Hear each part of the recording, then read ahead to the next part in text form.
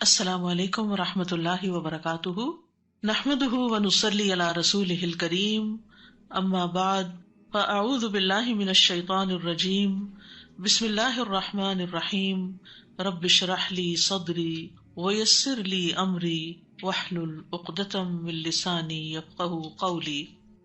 دعاؤں کی قبولیت کے بارے میں ہم پڑھ رہے تھے کہ قبولیت بڑھ جاتی ہے جب ہم اللہ تعالیٰ کے سامنے اپنی حاجت پیش کرنے سے پہلے تسبیح کرتے ہیں، درود پڑھتے ہیں۔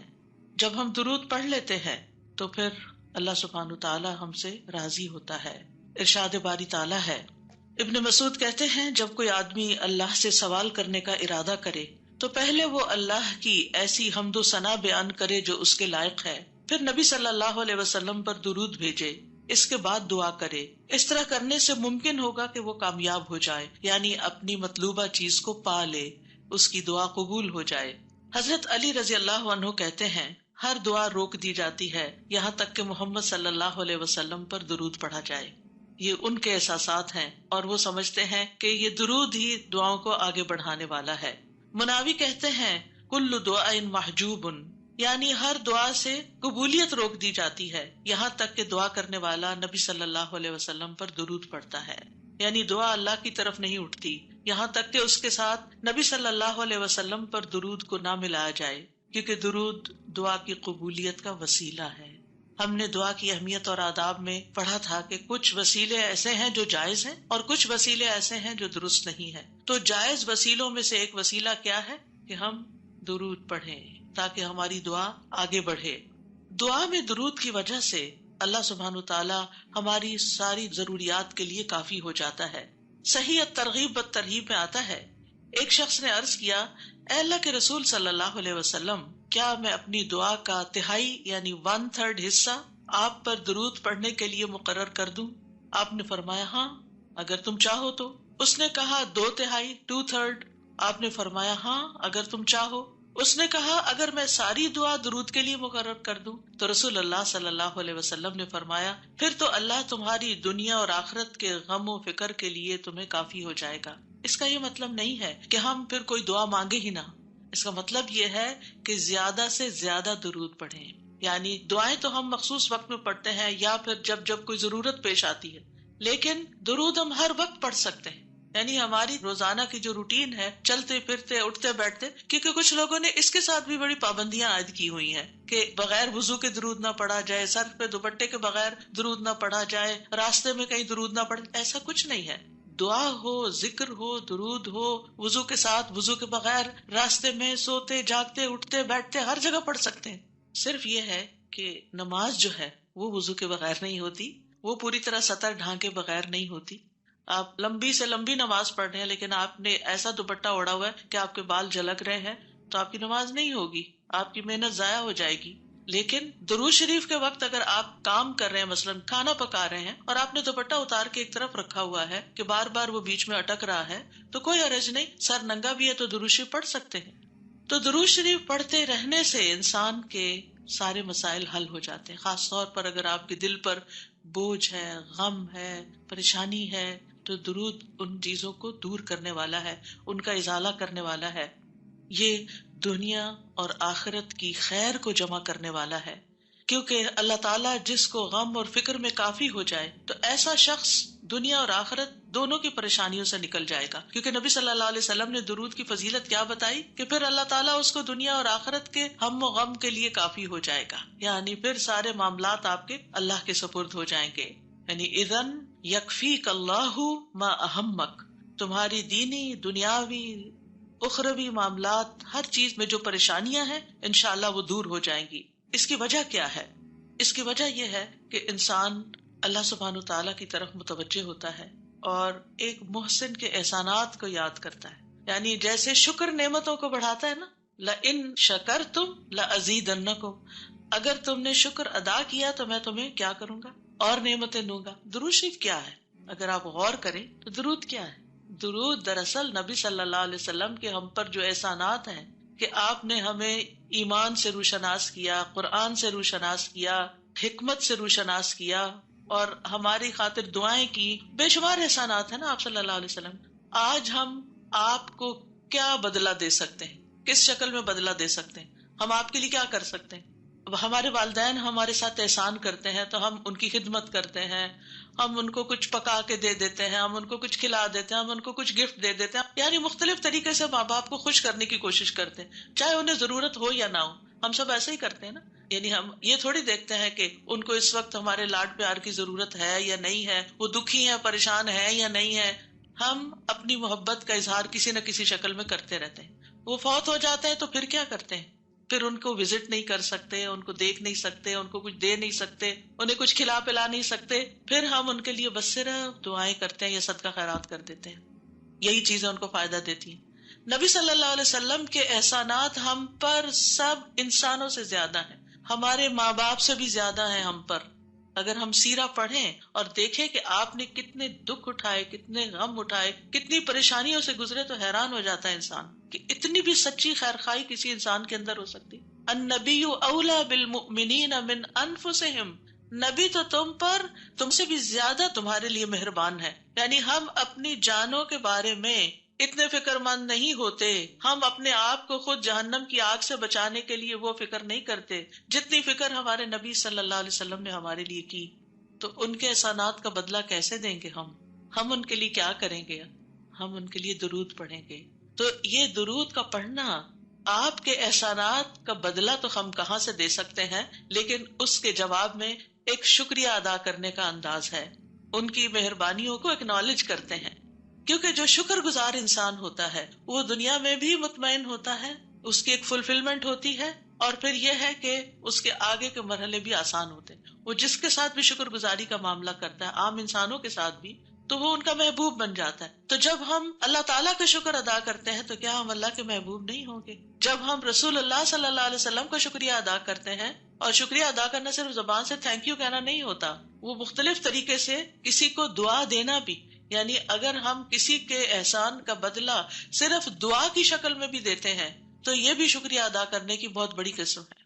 اور پلٹ کر واپس تو اپنے اوپر ہی آتا ہے. یعنی جب شکر کسی کا ادا کرتے ہیں، جب کسی کے احسان مند ہوتے ہیں، ایک ہوتا ہے بس صرف تکلفاً رسماً ایک فیشن کے طور پہ، ایک روٹین کے طور پر کسی کو تھینک یو بول دینا. نہیں، دل سے جینوئنلی دوسرے کا شکر گزار ہونا، یہ اس کے دل میں آپ کی محبت بڑھاتا ہے. اس میں آپ کی نیت یہ نہیں ہوتی کہ وہ مجھ سے محبت کرے، نہیں، آپ اس کو اکنالج کر رہے ہوتے ہیں، اس کا احسان مان رہے ہوتے ہیں، اور اللہ تعالیٰ اس کے دل میں آپ کی محبت ڈال دیتا ہے. اور جو ناشکرے انسان ہوتے ہیں، جو ناقدرے ہوتے ہیں، سب سے پہلے تو ہم اللہ ہی کے حق میں ناقدرے، وما قدر اللہ حق قدری، ہم نے اللہ کی قدر ہی نہیں کی جیسا قدر کرنے کا حق ہے. ہم نے نبی صلی اللہ علیہ وسلم کی قدر ہی نہیں کی جیسا کہ قدر کرنے کا حق ہے. تو ہماری یہ تسبیحات اور ہمارا یہ درود شریف اس قدر کی طرف بڑھنے کا ایک چھوٹا سا جسچر ہے کہ ہم واقعی اس بات کو مانتے ہیں کہ ان کے ہم پر احسانات تھے. لہٰذا جب ہم درود پڑھتے ہیں تو اس کا مطلب یہ ہے کہ ہم نے باقی چیزیں چھوڑی اور ہم آپ کا حق ادا کرنے کی طرف متوجہ ہو گئے.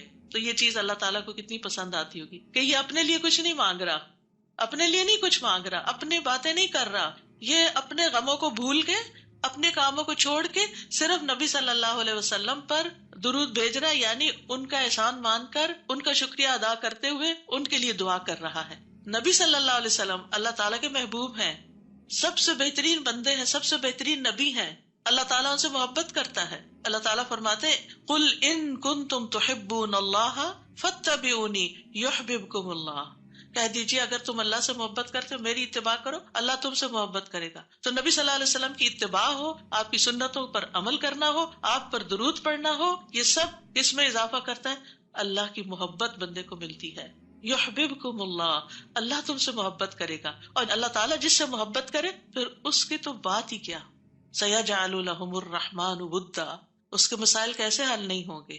اس کے مسائل ضرور حل ہوں گے، اس کے غم دور ہوں گے، اس کی پریشانیاں دور ہوں گی.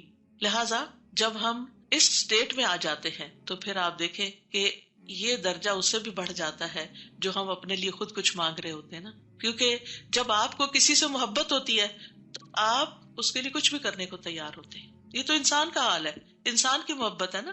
تو جس انسان سے اللہ کو محبت ہو پھر اس کے مسئلے کیسے حل نہیں ہوں گے؟ اللہ سبحانہ و تعالیٰ اس کے لیے بہترین چیزیں کیوں نہیں کریں گے؟ تو اس طرح یہ درود جو ہے وہ دعا سے بھی بازی لے جاتا ہے. کہ انسان اللہ کی محبت حاصل کر لیتا ہے اور اس کے نتیجے میں دعائیں قبول ہوتی ہیں اور اللہ تعالیٰ کی طرف سے رحمتیں آتی ہیں، درجے بلند ہوتے ہیں، گناہ معاف ہوتے ہیں. لیکن اس کا یہ مطلب ہرگز نہیں کہ آپ باقی دعائیں نہ مانگیں، کیونکہ خود نبی صلی اللہ علیہ وسلم نے ساری دعائیں مانگی ہیں. یہ جو ہم آپ کو جتنی بھی دعائیں سکھا رہے ہیں یہ مسنون دعائیں ہیں، ان کو دعا سمجھ کے پڑھیں اور اس کو ریپیٹڈلی پڑھیں، کیونکہ دعا میں تکرار بھی ضروری ہے. ہم آداب میں پڑھ چکے ہیں، اصرار ضروری ہے، تکرار ضروری ہے، افتقار ضروری ہے. تو اپنی محتاجی، اپنی عاجزی، اپنی ہمبلنس کو ظاہر کرتے ہوئے اللہ تعالیٰ سے مانگتے رہیں. تو درود جو ہے اس کے بارے میں جو قرآن مجید میں آتا ہے، آیت دوبارہ سنتے ہیں.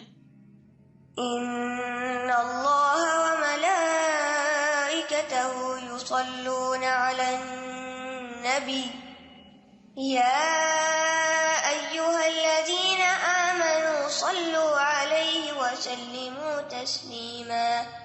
بے شک اللہ اور اس کے فرشتے نبی پر رحمت بھیجتے ہیں. اے لوگو جو ایمان لائے ہو، تم بھی ان پر درود بھیجو اور خوب خوب سلام بھی بھیجتے رہا کرو. ان اللہ وملائکتہ یصلون علی النبی، اللہ سبحانہ و تعالی خود اور اس کے فرشتے نبی صلی اللہ علیہ وسلم پر درود بھیجتے ہیں. اللہ سبحانہ و تعالیٰ درود بھیجتے ہیں، اس کا کیا مطلب ہے؟ یعنی اللہ سبحانہ و تعالیٰ ملائے اعلیٰ میں، آسمانوں کی بلند مجلس میں اپنے بندے، اپنے نبی محمد صلی اللہ علیہ وسلم کی تعریف کرتے ہیں، ان کے بلند مرتبے اور ان کی بلند شان کی خبر دیتے ہیں.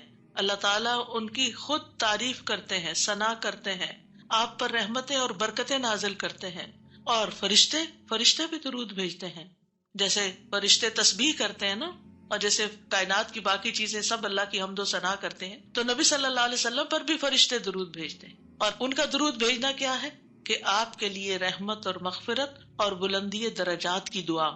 یعنی ایک تو فرشتے ایمان والوں کے لیے دعا کرتے ہیں، دوسرا یہ کہ فرشتے نبی صلی اللہ علیہ وسلم کے لیے خاص دعائیں کرتے ہیں. تو اگر اللہ تعالیٰ ان پہ درود بھیجتا ہے، ان پہ رحمتیں نازل کرتا ہے، فرشتے درود بھیجتے ہیں، تو پھر اہل ایمان کو کیا کرنا چاہیے؟ پہلے اللہ تعالیٰ اور فرشتوں کی بات کی گئی تاکہ ہمارے اندر بھی شوق پیدا ہو کہ ہم بھی درود بھیجیں. یا ایھا الذین آمنوا صلوا علیہ وسلموا تسلیما، اے ایمان والو تم بھی آپ پر خوب خوب درود اور سلام بھیجو، صلاۃ و سلام بھیجو. یعنی پہلے آسمان والوں کی خبر دی گئی کہ فرشتے ایسا کر رہے ہیں، پھر زمین والوں کو حکم دیا جا رہا ہے کہ تم بھی ایسا کرو. قرطبی کہتے ہیں اس آیت کے ذریعے اللہ نے اپنے رسول کو آپ کی زندگی میں، یعنی رسول اللہ صلی اللہ علیہ وسلم کی زندگی میں اور آپ کی وفات کے بعد آپ کو شرف و مرتبہ بخشا ہے اور آپ کے مقام اور مرتبے کو بیان کیا ہے کہ آپ کا کیا مقام ہے، تاکہ ہم ایمان والے اس مقام کو سمجھیں. تو دوسرے لفظوں میں آپ صلی اللہ علیہ وسلم کے لیے اوپر کے جہان اور نیچے کے جہان میں تعریفیں ہوتی ہیں. یعنی ہم بھی آپ کی تعریف کرتے ہیں اور فرشتے بھی آپ کی تعریف کرتے ہیں، ہم بھی آپ کے لیے دعائیں کرتے ہیں، فرشتے بھی آپ کے لیے دعائیں کرتے ہیں. اور اللہ سبحانہ تعالیٰ ملائے اعلیٰ میں مقرب فرشتوں کے پاس اپنے نبی کی تعریف کرتے ہیں. آپ دیکھیں کہ دنیا میں طرح طرح کی مجالس ہوتی ہیں نا، کچھ مجالس بڑی خاص ہوتی ہیں، خاص خاص لوگ صرف انوائٹڈ ہوتے ہیں، ہر کوئی نہیں وہاں جا سکتا. آسمانوں میں بھی خاص مجالس، اللہ سبحانہ وتعالیٰ کے جو خاص مقرب فرشتے ہیں جنہیں وہ حکم دیا گیا تھا کہ آدم کو سجدہ کرو، جن کے سامنے اللہ تعالیٰ نے یہ بات رکھی تھی کہ میں آدم کو پیدا کرنے جا رہا ہوں. یہ گیدرنگ جو ہے اس کو ملائے اعلیٰ کہتے ہیں. ملا کہتے ہیں سرداروں کو اور اعلیٰ کہتے ہیں بلند سردار. تو یہ ایلیٹ کلاس ہے فرشتوں کی کہ جس کے سامنے اللہ سبحانہ تعالیٰ نے حضرت آدم کی پیدائش کی بات کی تھی اور پھر اس کے بعد سجدے کا حکم دیا گیا تھا. تو مقرب فرشتوں کے درمیان یا ان کے پاس اللہ سبحانہ تعالیٰ نبی صلی اللہ علیہ وسلم کی تعریف کرتے ہیں. ذرا سوچئے، امیجن کیجئے فرشتوں کی مجلس. ویسے تو کوئی فرشتہ اللہ کی نافرمانی نہیں کرتا، ہر فرشتہ اطاعت گزار ہے، ہر فرشتہ اللہ کی بات مان. یفعلون ما یؤمرون، لپکتے ہیں، دوڑتے ہیں، بھاگتے ہیں، تیز بھاگتے ہیں ایک دوسرے سے. فالسابقات سبقا، ایک دوسرے سے سبقت لے جاتے ہیں اللہ کا حکم ماننے میں. یعنی فرشتوں کا یہ حال ہے. لیکن ان کی کیٹیگریز ہیں. سورۃ فاطر کے شروع میں کیا آتا ہے؟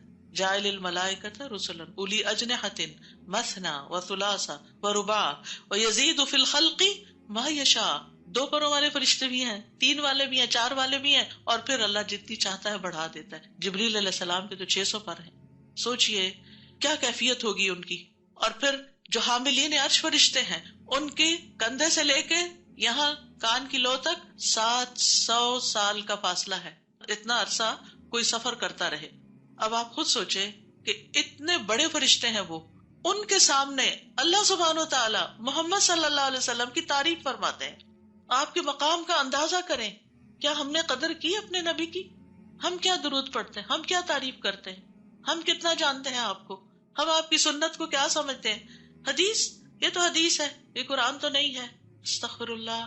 آپ نے دین کے مختلف چیزوں میں فرق کر دیا جس کو خود رسول اللہ صلی اللہ علیہ وسلم دے کر گئے تھے. آپ کس راہ پہ چل پڑے؟ تو آپ سوچئے کہ اللہ کے رسول صلی اللہ علیہ وسلم کی تعریف وہاں ہو رہی. راہ گزرتا بھی کوئی ہماری تعریف کر دے نا تو ہم ایسے بھول جاتے ہیں کہ بڑی چیز ہو گئے، ہم پتہ نہیں کیا بن گئے ہیں. اس کو بھی بہت کچھ سمجھتے ہیں. کبھی فیس بک پہ لگاتے ہیں یہ فلاں نے ہماری تعریف کی ہے، کبھی کچھ کرتے ہیں کبھی کچھ کرتے ہیں. تعریف. آپ سوچئے پھر ہم کیا ہے اور محمد صلی اللہ علیہ وسلم کیا ہیں جن کی تعریف اللہ تعالیٰ کر رہے ہیں اور وہ فرشتوں کی مجلس میں کر رہے ہیں. اس تعریف کا کیا کہنا. ایسے پیغمبر پر، ایسے نبی پر کیا ہم درود نہیں بھیجیں گے؟ کیا ہم ان کے لیے دعائیں نہیں کریں گے؟ اللہ سبحانہ و تعالیٰ سے ان کے لیے وسیلہ نہیں مانگیں گے؟ تو صلاۃ کا جو لفظ ہے، صلاۃ کا لفظ اس کے معنی میں رحمت بھی ہے، ذکر خیر بھی ہے، دعا بھی ہے. رحمت، ذکر خیر اور دعا. قاموس میں ہے الصلاۃ الدعاء والرحمت والاستغفار وحسن الثناء من اللہ عز وجل علی رسولہ صلی اللہ علیہ وسلم. صلاۃ سے مراد دعا، رحمت، استغفار اور اللہ عز و جل کی طرف سے اس کے رسول کی تعریف ہے. یعنی درود کا یہ مطلب ہے. یعنی اللہ تعالیٰ کی طرف سے صلاۃ بھیجنے کا مطلب کیا ہے کہ اللہ تعالیٰ آپ سے راضی ہیں اور آپ پر رحمت نازل کرتے ہیں. ٹھیک ہے، یعنی اللہ تعالیٰ آپ پر درود بھیجتے ہیں، یعنی آپ پر رحمت نازل کرتے ہیں اور آپ سے راضی ہیں. ابن قیم کہتے ہیں نبی صلی اللہ علیہ وسلم پر اللہ کے صلاۃ بھیجنے سے مراد اللہ سبحانہ تعالیٰ کا آپ کی تعریف کرنا ہے اور آپ کی دیکھ بھال کرنا ہے اور آپ کے شرف کو ظاہر کرنا ہے اور آپ کی فضیلت اور حرمت کو ثابت کرنا ہے. اور فرشتوں کے صلاۃ بھیجنے کا مطلب کہ وہ دعا کے معنی میں ہے کہ وہ نبی صلی اللہ علیہ وسلم کے لیے دعا مانگتے ہیں. اور یہ بھی ممکن ہے کہ وہ اللہ سبحانہ تعالیٰ کے ساتھ مل کر نبی صلی اللہ علیہ وسلم کی تعریف کرتے ہیں کہ فرشتے بھی آپ کی تعریف کرتے ہیں. ابو عالیہ کہتے ہیں کہ معزز فرشتوں کا صلاۃ بھیجنا ان کا دعا کرنا ہے نبی صلی اللہ علیہ وسلم کے لیے. ابن عباس کہتے ہیں یصلون کا مطلب ہے وہ برکت کی دعا کرتے ہیں. یہ سارے معنی میں اختلاف نہیں ہے، یہ مختلف طریقے سے صلاۃ کے لفظ کو واضح کیا گیا. کیونکہ عام طور پر ہمیں لفظ درود کا بھی مطلب کوئی نہیں آتا ہوتا. یعنی کہ اگر کسی سے پوچھے درود کیا ہوتا ہے، کچھ پتا نہیں، بس ہوتا ہے درود. تو عربی میں درود نہیں کہتے، یہ فارسی کا لفظ ہے. عربی میں صلاۃ کہتے ہیں اور صلاۃ میں یہ سارے معنی آ جاتے ہیں جو میں عرض کر رہی ہوں. اور امت کو کیا حکم ہے کہ وہ آپ کے لیے دعا بھی کریں اور آپ کے حکم کی تعظیم بھی کریں. آپ کے حکم کو، جو نبی صلی اللہ علیہ وسلم کا حکم ہے، اس کو سب کے حکم پر فوقیت دیں، اس کو بڑا سمجھیں. ایک طرف ماں باپ کا حکم، ایک طرف رسول اللہ صلی اللہ علیہ وسلم کا حکم. اگرچہ اللہ سبحانہ تعالیٰ نے ہمیں ماں باپ کے ساتھ احسان کا حکم دیا ہے، ان کی بات ماننے کے لیے بھی کہا ہے، لیکن ان کے مقابلے میں اگر رسول اللہ صلی اللہ علیہ وسلم آ جاتے ہیں تو پھر ہمیں رسول اللہ صلی اللہ علیہ وسلم کی بات کو فوقیت دینی ہے، ترجیح دینی ہے، اہمیت دینی ہے. کیونکہ وہ شخص مومن ہی نہیں ہو سکتا جس کو نبی صلی اللہ علیہ وسلم اس کے والدین، اولاد اور سب انسانوں سے زیادہ محبوب نہ ہو جائیں. یہ ایمان کا کرائیٹیریا ہے. سارے انسانوں، چاہے کوئی کتنے بڑے بڑے اسکالرز ہوں، سائنٹسٹ ہوں، ریسرچرز ہوں، چاند پہ جانے والے لوگ ہوں، جو مرضی ہوں، جہاں رسول اللہ صلی اللہ علیہ وسلم کی بات آ گئی، یہ بات سچی ہے. صدق اللہ و رسولہ، اللہ اور اس کے رسول نے سچ کہا ہے. صحیح اوتھینٹک حدیث سامنے آ گئی ہے، ایسا ہی کرنا چاہیے. ریسرچز کہتی ہیں شہد نہ کھایا جائے کیونکہ اس میں بہت سویٹنس ہے. نہیں، قرآن کہتا ہے کہ شہد میں شفا ہے. نبی صلی اللہ علیہ وسلم نے تجربہ کروایا تھا ایک شخص کو، وہ شہد سے پہلے بیمار ہوا تھا اور پھر اسی سے ہی وہ ٹھیک ہوا تھا جس کا پیٹ خراب ہوا تھا. ہمارا یقین ہے اگر شہد خالص ہے، شہد شہد ہے، کچھ اور نہیں، تو پھر اسی میں ہی شفا ہے. یہ ہو نہیں سکتا کہ جو بات قرآن کہہ دے اور جو بات نبی صلی اللہ علیہ وسلم کہہ دے پھر اس میں کوئی شک باقی رہے. کوئی شک نہیں. ہمیں اس شک کو دل سے نکالنا ہے. دو چیزیں ایمان میں خلل ڈالتی ہیں، شبہات اور شہوات. کیونکہ جب ہمارے اندر ڈاؤٹس آ جاتے ہیں نا کسی چیز کے بارے میں تو پھر ہمارا یقین اٹھ جاتا ہے، پھر ہمارا عمل کمزور ہو جاتا ہے. اور اسی طرح جب ہماری خواہشات آگے آ جاتی ہیں تو پھر ہم لیزی ہو جاتے ہیں، ہم اپنی مرضی پسند کے محبوب کام کرنے لگتے ہیں اور دوسرے کاموں کو پیچھے کر دیتے ہیں، چاہے وہ ہمارے لیے زیادہ فائدے کی کیوں نہ ہو. ابن قیم کہتے ہیں ہمارا آپ پر صلات بھیجنا یہ ہے کہ ہم اللہ تعالیٰ سے مطالبہ کرتے ہیں، ہم اللہ تعالیٰ سے دعا کرتے ہیں، اللہم، کہ اے اللہ ہمارے نبی کی اور بھی زیادہ تعریف کریں اور آپ کی فضیلت اور شرف کو ظاہر کریں اور آپ کی تکریم اور اپنی قربت کا آپ ان کے لیے اظہار کریں. یعنی اے اللہ تعالیٰ آپ ان کو اور زیادہ محبوب بنا لیں، اور زیادہ ان کو عزت دیں، اور زیادہ ان کے درجے بلند کریں. اور یہ سچے دل سے تو دعا اسی کی ہوگی نا جو نبی صلی اللہ علیہ وسلم سے محبت کرتا ہوگا اور آپ کی اہمیت کو جانتا ہوگا. ان لوگوں کا درود کیا درود ہوگا جو نبی صلی اللہ علیہ وسلم کو وہ عزت اور مقام دیتے ہی نہیں جو واقعی ان کا ہے. کیونکہ جب تک کسی سے محبت نہ ہو تو اس کے لیے اس درجے کی دعا بھی نہیں ہو سکتی. چاہے دن میں کوئی 10 دفعہ آپ سے کہنا میرے لیے دعا کرو، آپ کریں گے، لیکن اس پیار سے وہ دعا نہیں نکلے گی جس پیار سے وہ دعا نکلے گی جس سے آپ کی محبت، وہ نہ بھی کہے تو آپ اس کے لیے دعائیں کرتے رہتے ہیں.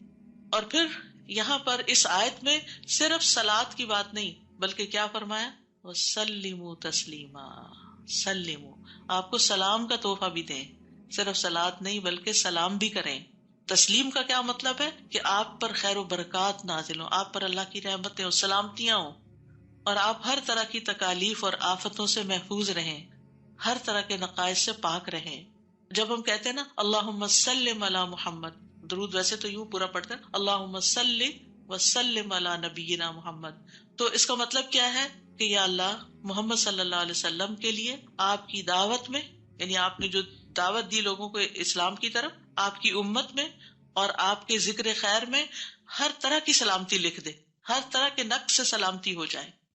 اور اس طرح امت آپ کے لیے جتنی دعائیں کرتی جا رہی ہے، یعنی جب سے نبی صلی اللہ علیہ وسلم کے بارے میں یہ آیت اتری اور جب سے صحابہ کرام اور پھر تابعین، تبع تابعین اور امت کے باقی لوگ ان ساری صدیوں میں آپ کے لیے یہ دعا کر رہے ہیں، ان ساری دعاؤں کے اس درود کے نتیجے میں آپ کا مقام بلند ہوتا جا رہا ہے، ہوتا جا رہا ہے، ہوتا جا رہا ہے. آپ سوچئے کہ اللہ سبحانہ وتعالیٰ کتنا قدردان ہے. نبی صلی اللہ علیہ وسلم نے اپنی نبوت کی مختصر زندگی میں جو محنت کی سو کی، لیکن اس کا انعام اور صلہ کتنی خوبصورت شکل میں اللہ تعالیٰ دے رہا ہے کہ دنیا میں آپ کا نام بلند کر رہا ہے اور آپ کو بلندی عطا کر رہا ہے اور آپ کے لیے سب سے دعائیں کرنے کو کہہ رہا ہے. یعنی درود کیا ہے؟ نبی صلی اللہ علیہ وسلم کے لیے دعا، اور وہ دعائیں اللہ تعالیٰ قبول بھی کرتے جا رہے اور اس کے نتیجے میں نبی صلی اللہ علیہ وسلم کے درجات بلند ہوتے چلے جا رہے ہیں.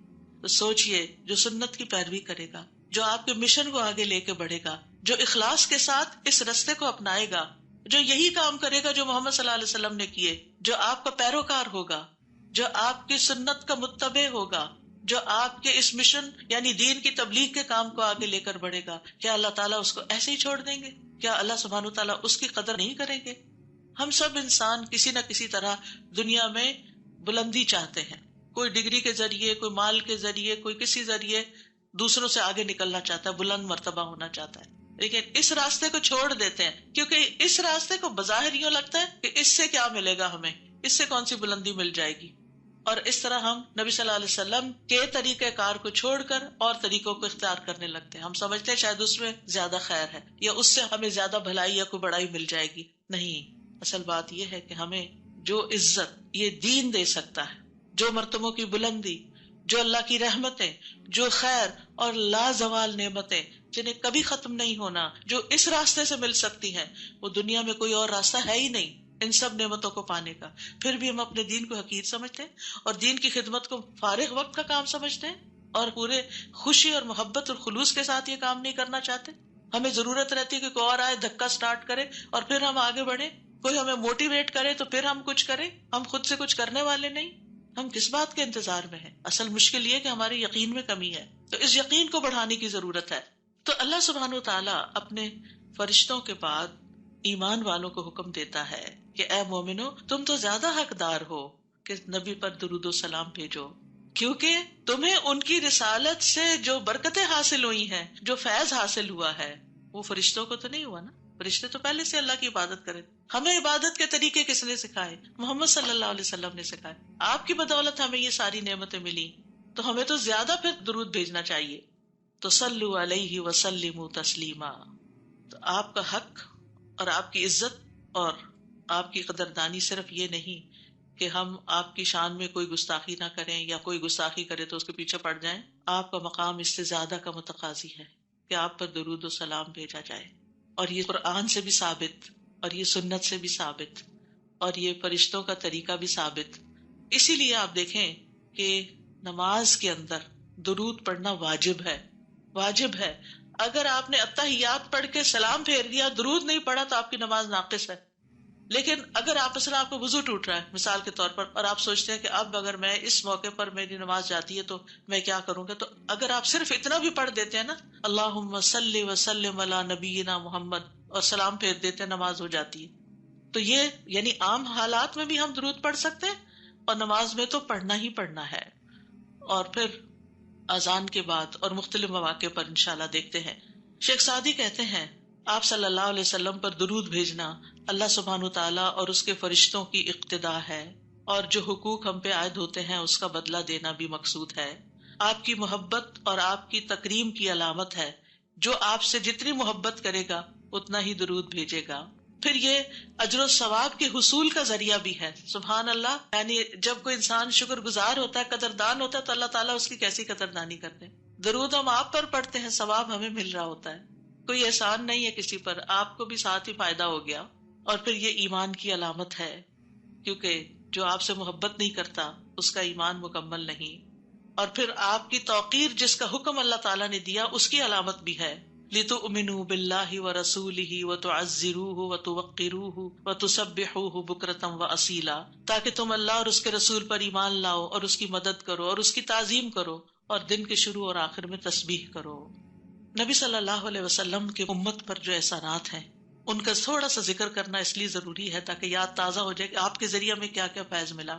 سب سے بڑی بات یہ کہ وہ ہمارے بارے میں بڑے رحیم و شفیق تھے.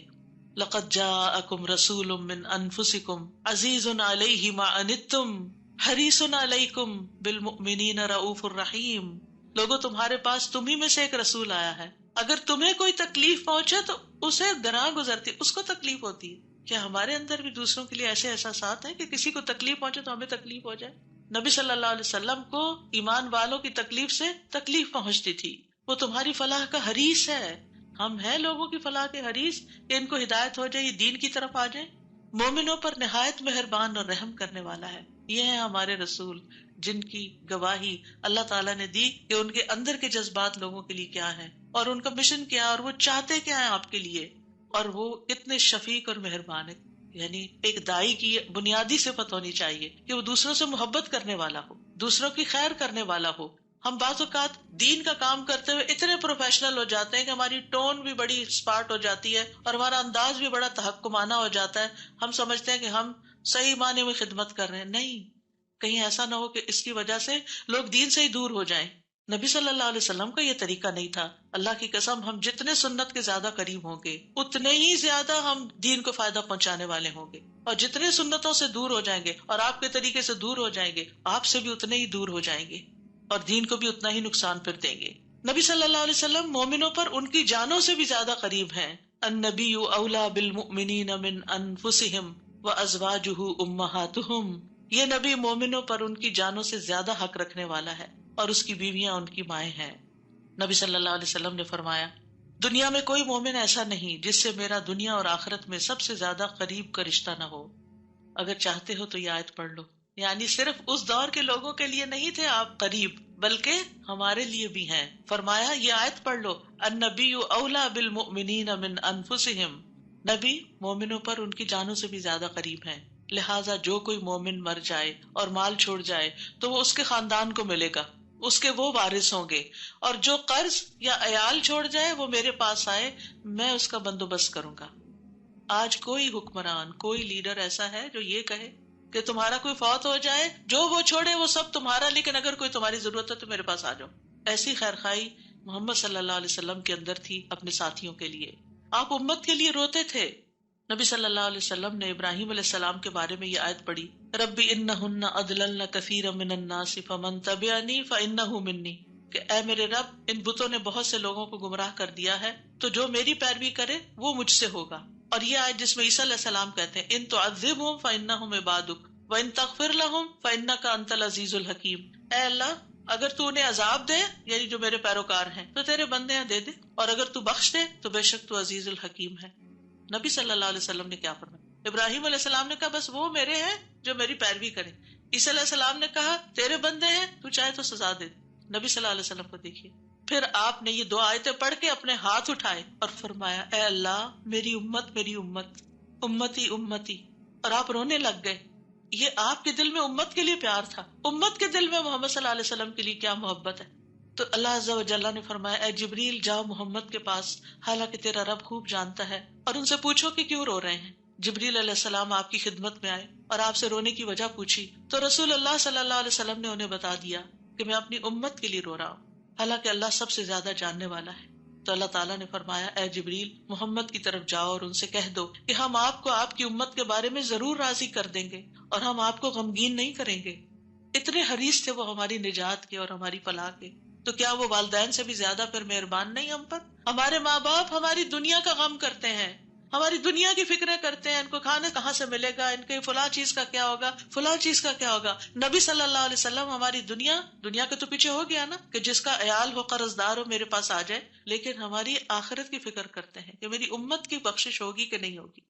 ایک دفعہ کوئی لا الہ الا اللہ محمد الرسول اللہ کہہ کر اس دین میں داخل ہو جاتا ہے تو پھر محمد صلی اللہ علیہ وسلم اس کے لیے مہربان ہو جاتے ہیں، اس کے لیے غمگین ہو جاتے ہیں کہ اس کی بخشش ہو جائے۔ آپ ہر نماز میں امت کے لیے دعائیں کرتے تھے، ہر نماز میں۔ حضرت عائشہ کہتی ہیں میں نے رسول اللہ صلی اللہ علیہ وسلم کو خوش طبیعت دیکھ کر کہا اے اللہ کے رسول میرے لیے اللہ تعالیٰ سے دعا کریں۔ آپ نے فرمایا اللہم اغفر لعائشہ ما تقدم من ذنبها وما تأخر وما اسرت وما اعلنت، اے اللہ عائشہ کے سب گناہ بخش دے، جو اس نے پہلے کیے، جو بعد میں کیے، جو چھپا کے کیے، جو اعلانیہ کیے۔ خوشی سے حضرت عائشہ نے ہنسنا شروع کر دیا، یہاں تک کہ ہنستے ہنستے ان کا سر رسول اللہ صلی اللہ علیہ وسلم کی گود میں جا پڑا۔ آپ نے پوچھا کیا تمہیں میری دعا نے خوش کر دیا؟ انہوں نے کہا بھلا مجھے کیا ہے کہ آپ کی دعا خوش نہ کرے، آپ کی دعا سے ہی خوش ہوئی ہوں۔ آپ نے فرمایا اللہ کی قسم میں ہر نماز میں اپنی امت کے لیے یہ دعا کرتا ہوں۔ یہ احسانات ہیں آپ کے ہم پر، اور آپ نے اپنی مقبول ترین دعا جو تھی اپنی امت کے لیے محفوظ کر لی۔ نبی صلی اللہ علیہ وسلم نے فرمایا مجھ سے کہا گیا آپ مانگیں، کیونکہ ہر نبی نے مانگا ہے، ہر نبی کو ایک مقبول دعا دی گئی ہے کہ جو اللہ تعالیٰ ضرور قبول کرے گا، لیکن میں نے اپنا سوال قیامت کے دن کے لیے مؤخر کر دیا، ڈیلے کر دیا، وہاں جا کے مانگوں گا، اور وہ تمہارے لیے ہوگا، اور لا الہ الا اللہ کی گواہی دینے والے ہر شخص کے لیے ہوگا۔ ہمیں اگر اللہ تعالیٰ کی طرف سے یہ پیغام آئے کہ کوئی ایک دعا مانگ لو وہ ضرور قبول ہوگی، تو ہم تو جھٹ سے اپنے لیے کوئی دنیا کی دعا مانگ لیں گے جو جلد ختم بھی ہو جانے والی۔ اس سے آپ کی حکمت کا اندازہ لگائیں اور ہمارے لیے آپ کی محبت کا اندازہ کریں۔ آپ کی وجہ سے امت کو شفاعت ملے گی۔ نبی صلی اللہ علیہ وسلم نے فرمایا مجھے 5 چیزیں ایسی دی گئیں جو مجھ سے پہلے کسی کو نہیں دی گئی، ان میں سے ایک مجھے شفاعت عطا کی گئی، یعنی نبی صلی اللہ علیہ وسلم کو شفاعت کا حق دیا گیا۔ نبی صلی اللہ علیہ وسلم امت کی شفاعت کی خاطر تمام رات فکر مند رہے۔ ابو ذر کہتے ہیں ایک مرتبہ رسول اللہ صلی اللہ علیہ وسلم نے نماز شروع کی اور ساری رات صبح تک ایک ہی آیت رکوع اور سجود میں پڑھتے رہے کہ اے اللہ اگر تو انہیں عذاب میں مبتلا کر دے تو یہ تیرے بندے ہیں، اور اگر تو انہیں معاف کر دے تو تو بڑا غالب حکمت والا ہے۔ جب صبح ہوئی تو میں نے عرض کیا یا رسول اللہ آپ ساری رات صبح تک رکوع اور سجود میں ایک ہی آیت پڑھتے رہے؟ آپ دیکھیے کہ وہ جو سوال اکثر آتا ہے نا کہ سجدے میں قرآنی دعا پڑھ سکتے ہیں یا نہیں، اس کا یہ جواب ہے، ٹھیک ہے، کہ قرآنی آیت جو دعا کی شکل میں ہو وہ پڑھ سکتے ہیں۔ آپ صلی اللہ علیہ وسلم نے فرمایا میں اپنے رب سے اپنی امت کے لیے سفارش کا حق مانگ رہا تھا، یہ دعا کر کے امت کے لیے سفارش کا حق مانگ رہا تھا جو اللہ نے مجھے عطا کر دیا، اور انشاءاللہ یہ ہر اس شخص کو نصیب ہوگی جو اللہ کے ساتھ کسی کو شریک نہیں ٹھہراتا، شرک نہیں کرتا۔ ابن عباس کہتے ہیں رسول اللہ صلی اللہ علیہ وسلم نے فرمایا اللہ نے میرے لیے میری امت کی غلطی اور بھول چوک اور جس پر ان کو مجبور کر دیا جائے اس سے درگزر فرمایا ہے، اور یہ بھی آپ کا ایک احسان ہے ہم پر۔ نبی صلی اللہ علیہ وسلم نے اپنی امت کو مشقت میں نہیں ڈالا، بس وہ کام سکھائے جو وہ کر سکتے تھے آسانی سے۔ آپ صلی اللہ علیہ وسلم نے فرمایا اگر میری امت پر مشقت نہ ہوتی تو میں انہیں ہر نماز کے وقت وضو کرنے کا حکم دیتا، یعنی چاہے وضو ہوتا پھر بھی دوبارہ حکم دیتا، لیکن اگر وضو ہے تو دوبارہ نہ بھی کرو، یہ آسانی دی آپ نے۔ آپ اپنی امتیوں کو آگ سے بچانے کی شدید حرص رکھتے تھے۔ نبی صلی اللہ علیہ وسلم نے ایک مرتبہ فرمایا، میری مثال اور لوگوں کی مثال اس شخص کی طرح ہے جس نے آگ روشن کی، جب اس کے چاروں طرف روشنی پھیل گئی تو پروانے اور کیڑے مکوڑے جو آگ پہ گرتے ہیں اس میں گرنے لگے۔ وہ آدمی ان کو آگ سے دور کرتا ہے لیکن وہ اس کے قابو میں نہیں آتے بلکہ آگ میں داخل ہو جاتے ہیں۔ اسی طرح میں تمہاری کمروں سے پکڑ پکڑ کر تمہیں آگ سے روکتا ہوں اور تم اس میں گرتے جاتے ہو، یعنی میں تمہیں روکتا ہوں کہ وہ غلط کام نہیں کرو کہ جو آگ کی طرف لے جانے والے ہیں، اور تم رک نہیں رہے۔ اسی طرح آپ صلی اللہ علیہ وسلم نے اپنے بعد آنے والے امتیوں کے لیے بھی محبت کا اظہار کیا ہے۔ حدیث میں آتا ہے، آپ نے فرمایا، کاش میں اپنے بھائیوں سے مل پاتا۔ نبی صلی اللہ علیہ وسلم کے صحابہ نے عرض کیا، کیا ہم آپ کے بھائی نہیں؟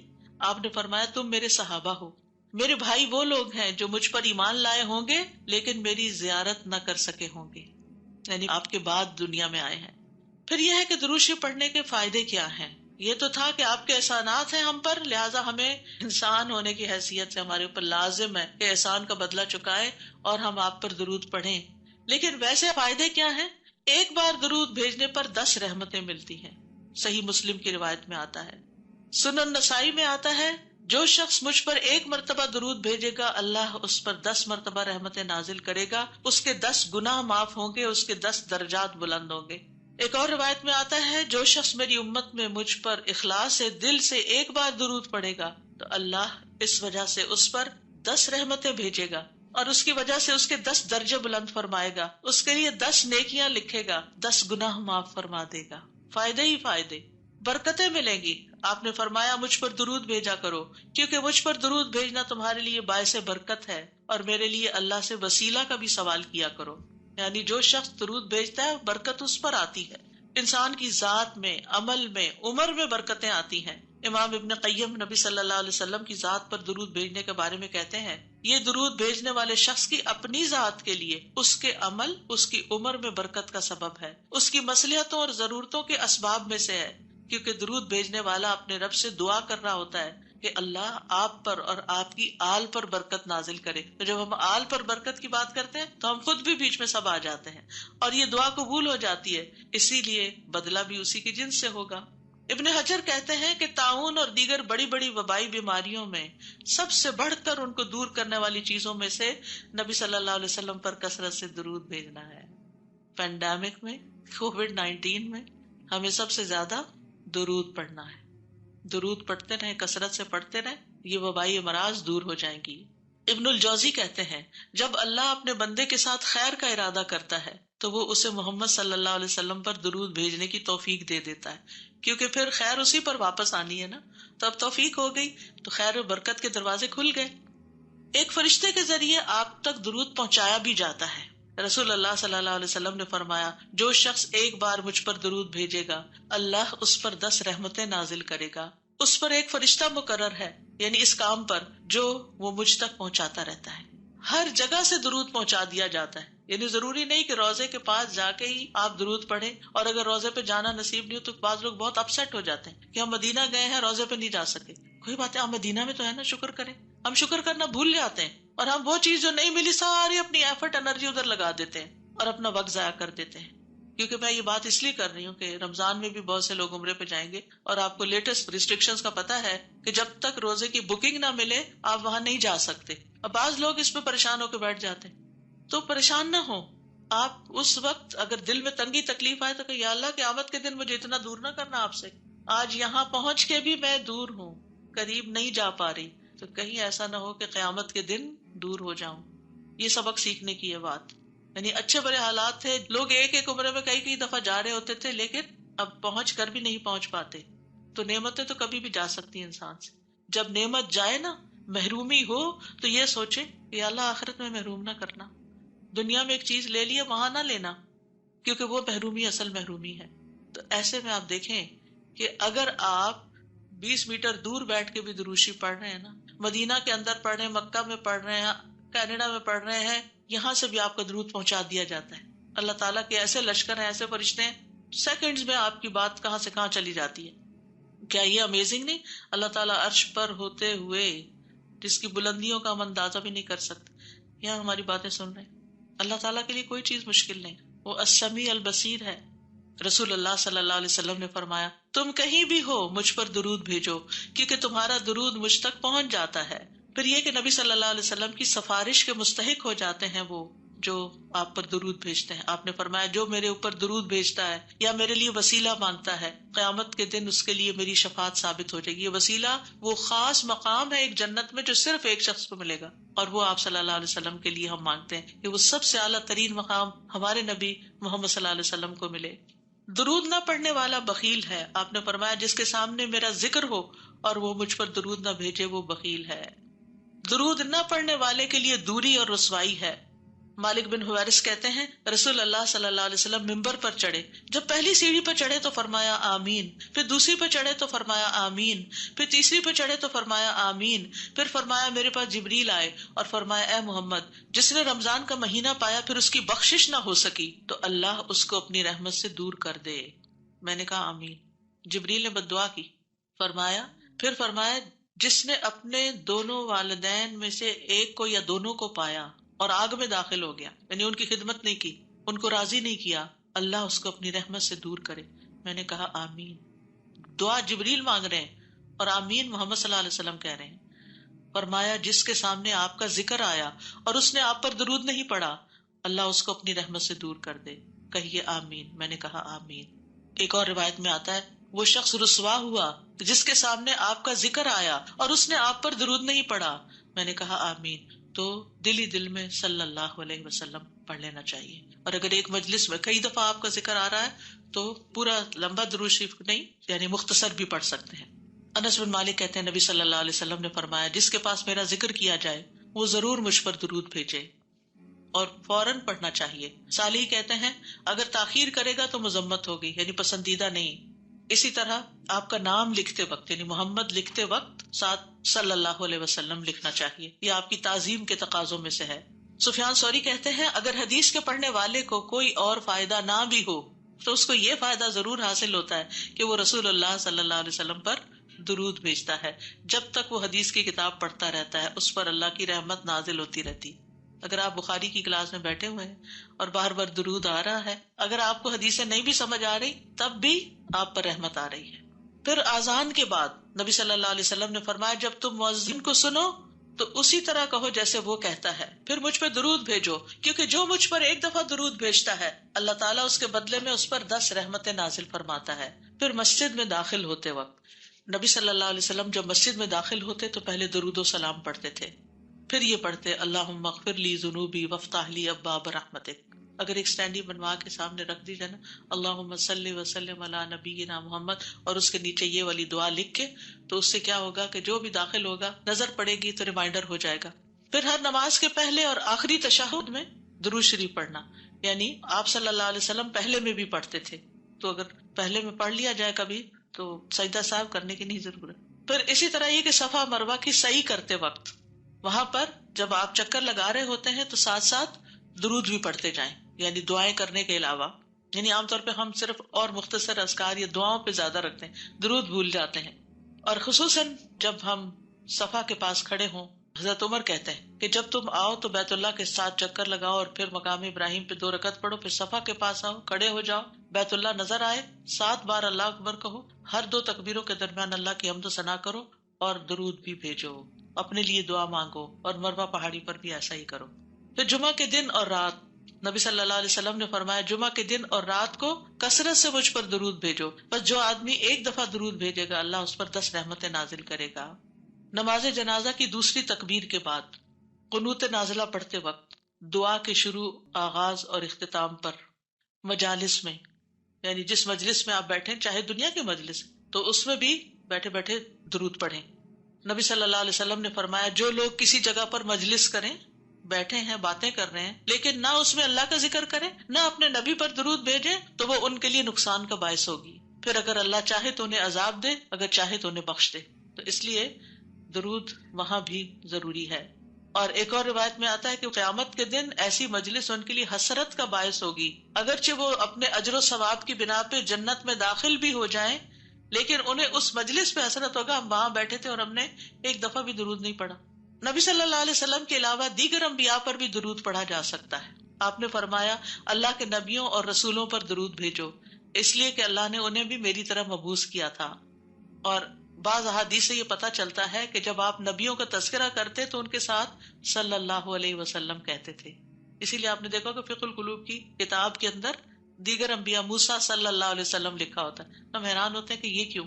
تو یہ بھی سنت سے ثابت ہے، کیونکہ نبی صلی اللہ علیہ وسلم نے جب انبیاء کا ذکر کیا، اذهبوا الى ابراہیم صلی اللہ علیہ وسلم ویاتون موسیٰ صلی اللہ علیہ وسلم اذهبوا الى عیسیٰ صلی اللہ علیہ وسلم، یعنی آپ جب یہ حدیث بیان کر رہے تھے تو نبیوں کے نام کے ساتھ یہ پڑھ رہے تھے. پھر یہ